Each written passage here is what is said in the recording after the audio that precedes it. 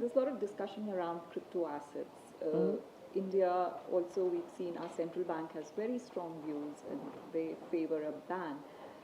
At the IMF, what is the discussion like? I mean, what kind of a framework are we looking at for crypto assets? Very timely to ask this question because our board just discussed a paper we put forward on crypto assets, and the conclusions we draw are threefold. One, we have to differentiate between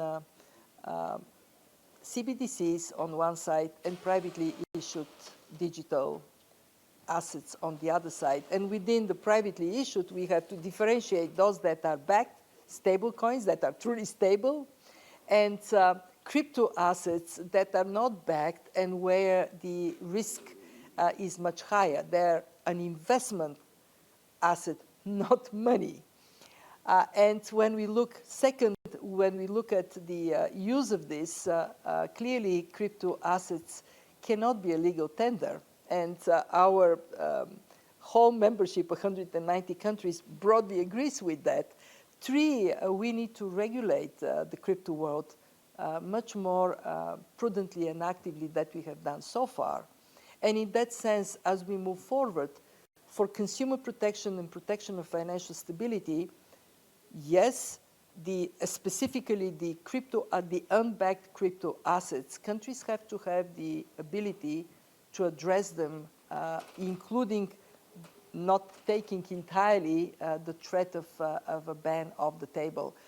When you have it, it is not the preferred option at all.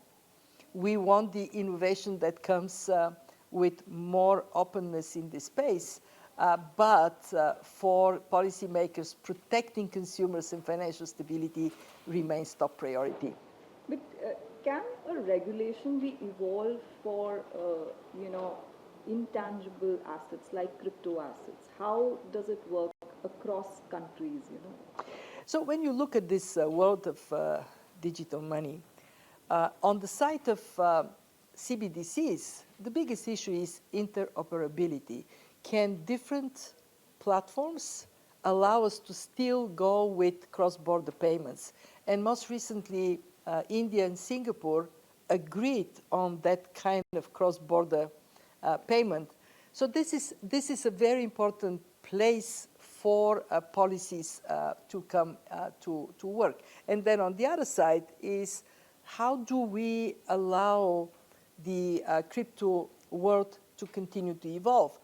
There is a technological aspect of it, but there is also a policy aspect.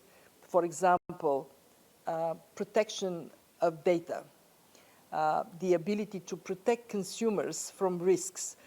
What could a meaningful regulation be?